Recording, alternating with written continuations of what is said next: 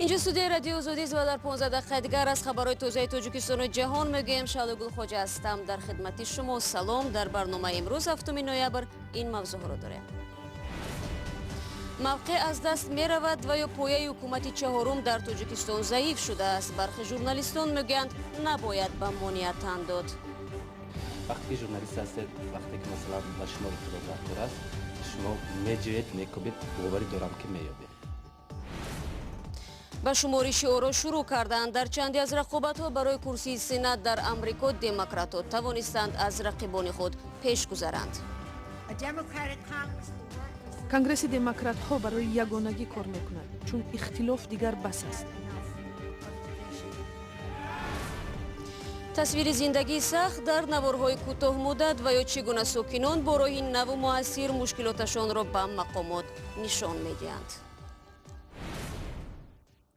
نماینده سازمان امنیت و همکاری در اروپا در عبور آزادی بیان میگوید روزنامه‌نگاران کشورهای آسیای مرکزی بیشتر مورد فشار و تعقیب قرار میگیرند. این حرف را امروز ارلم دزیر در کنفرانس رسانه‌های آسیای مرکزی در آستانه بیان داشت. او همچنین افزود روزنامه‌نگاران از پوشش موضوعهای سیاسی ترس دارند. از این پیشتر عین موضوع در یک نشست در دوشنبه بررسی شد و گزارش را در این باره از رستم جانی تماشا میکنیم.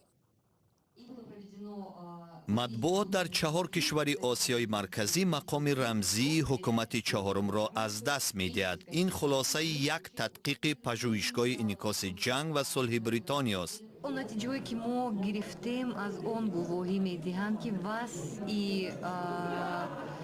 ژورنالیستیکا در منطقه آسیای مرکزی نه اونقدر خوب است. نظر 251 ژورنالیست قزاقستان، تاجیکستان، ازبکستان و قرقیزستان اساس تدقیق را تشکیل داده وضع رسانه‌های آسیای مرکزی را در سال 2017 بیان می‌کند. این تدقیق نشان داده است که موضوع روز را در بیشتر کشورها حکومت تعیین می کند.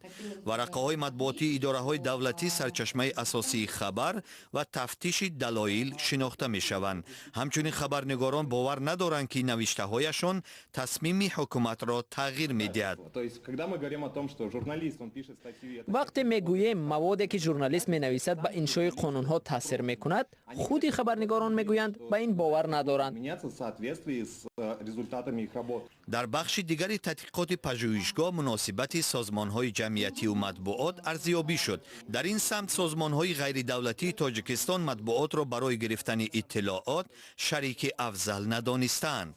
در تاجیکستان به فرق از دیگر کشورهای آسیای مرکزی سازمان‌های جمعیتی برای گرفتن معلومات می‌پسندند به اداره‌های دولتی مراجعت کنند. کارشناسان به این نظرند که وضع آزادی بیان تاجیکستان امروز از دیروز بدتر است. رقم و نتیجه های این تحقیقات اندکی کهنه شد. این با نتیجه سال گذشته بود. وضعیت این سال نیز متشنج است در سمت دسترسی به اطلاعات.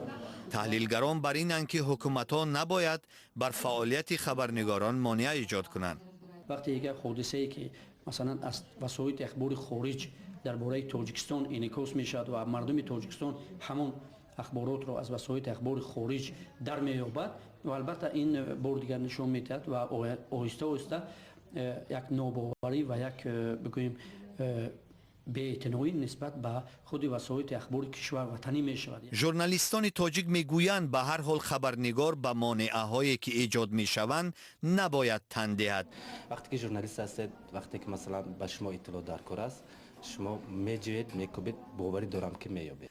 در تاجیکستان بیشتر از 370 نشریه دولتی و خصوصی، 243 مجله و 75 رادیو و تلویزیون و 11 خبرگزاری وجود دارد. آنها کمبودی‌های حکومت را نادیده می‌گیرند و اکثراً به اصطلاح دستاوردها را تشویق می‌کنند. در بسیاری از ایالت‌های آمریکا شمارش آرای انتخابات میان دوره‌ای کانگرس آغاز شده است. با گزارش رسانه‌ها در انتخابات این دوره حدود 38 میلیون نفر شرکت کردند که نسبت به سال 2014 10 میلیون بیشتر بوده است. طبق اعلان پیشکی نتیجه‌ها 2 نامزد مسلمان موفق شدند به عنوان نمایندگان 2 حوزه انتخاباتی وارد مجلس نمایندگان شوند. جزئیات از طاهری سفر. مردم امریکا روز سه‌شنبه به مرکزهای رایدهی رفتند تا وکیلان مردمی و گوبرناتوران را انتخاب کنند. اکثریتشان شرکت در انتخابات را برای رفع اختلافات عمیق در جامعه مهم می‌شمارند. اختلافاتی که جامعه امریکا سالها شاهد نشده بود. آنچه در کشور ما و در سطح بلندترین میگذرد یک مصیبت بزرگ است.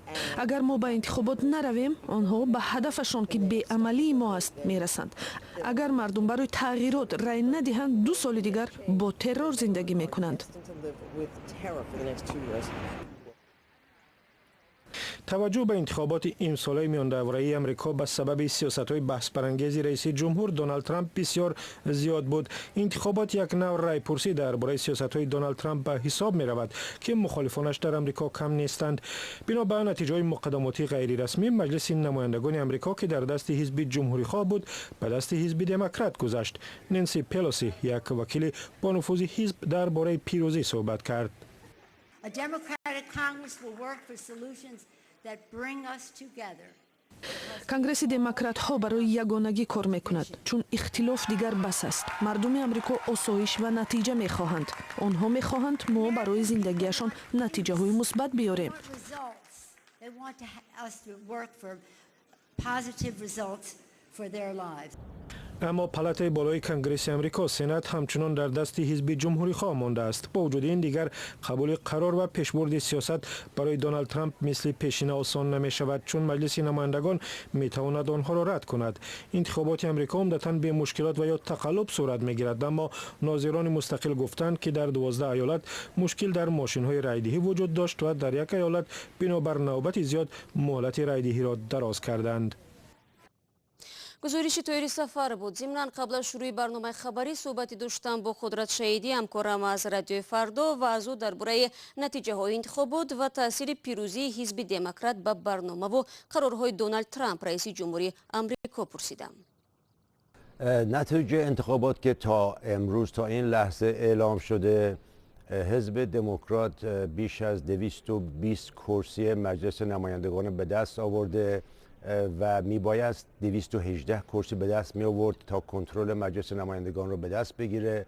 با این حساب قطعی شده که حزب دموکرات در 2 سال آینده کنترل مجلس نمایندگان رو در دست خواهد داشت.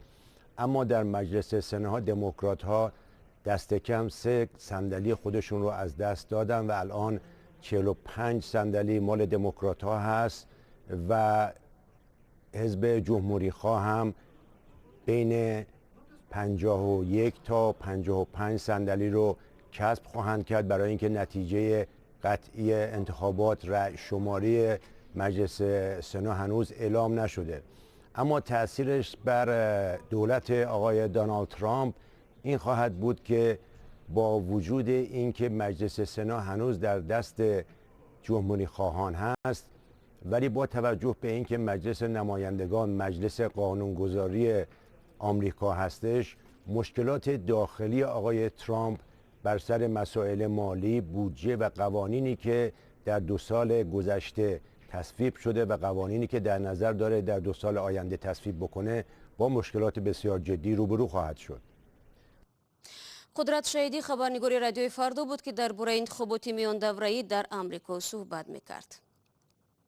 امید مقصود و یک نورسی 9 ساله که 2 مادر، یکی بیولوژی و دیگری مادرخواند برایش بحث داشتند. احتمالاً تا دیگر باره بازبینی شدن این قضیه در دادگاه با مادرخواند میماند، ولی با دیدن مادری بیولوژیش هم خواهد رفت.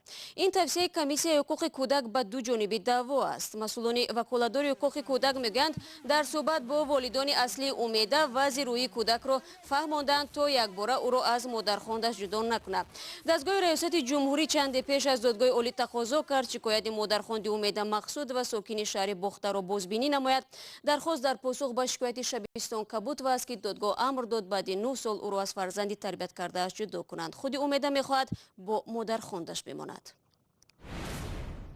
رو میاریم به موضوعهای دیگر. تو کمتر از 2 سال دیگر بناهای نوی پارلمان و حکومت تاجیکستان ساخته می شوند. وکیلان در بنای نوی زمانوی می نشینند، ولی سرچشمه مبلغ ساختمان سالهای زیادی را به میان آورده است، چون چین مبلغ گذاری اساسی این بناهای با حشمت است. گزارش همکاران ما از نسته شیوریم قصه می کند که چرا چین این مبلغ هنگفت را به تاجیکستان به بازگشت داد. شریف رحیمزاده از جمله وکیلان مجلس نمایندگان است که در بینای کهنه کار میکند. وکیلان آینده پارلمان نه در اینجا بلکه در بینای نو خواهند نشست. ولی وکیلان بینای فعلی باید تا 2 سال دیگر صدای بلند ماشین های ساختمانی را تحمل کنند.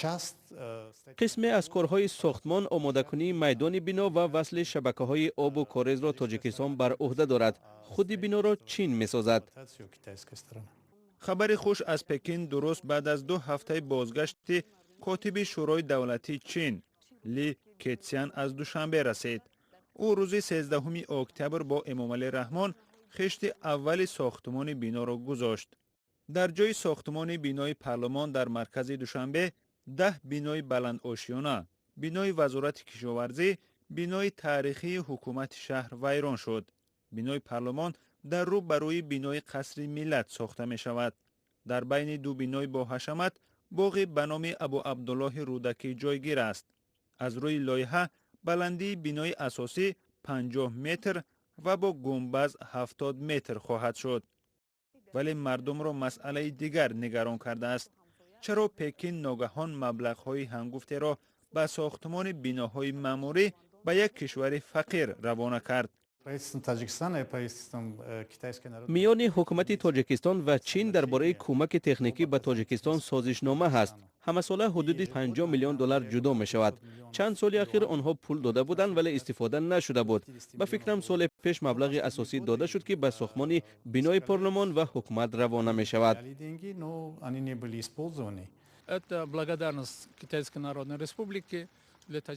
این مهربانی حکومت چین بر رهبریت تاجیکستان برای آن بود که ما قاطعانه راه اویغورهای جدایی طلب را بستیم که امکان داشت از پاکستان و افغانستان توسط بدخشان تاجیکستان به منطقه ناآرام شینجان چین وارد شوند.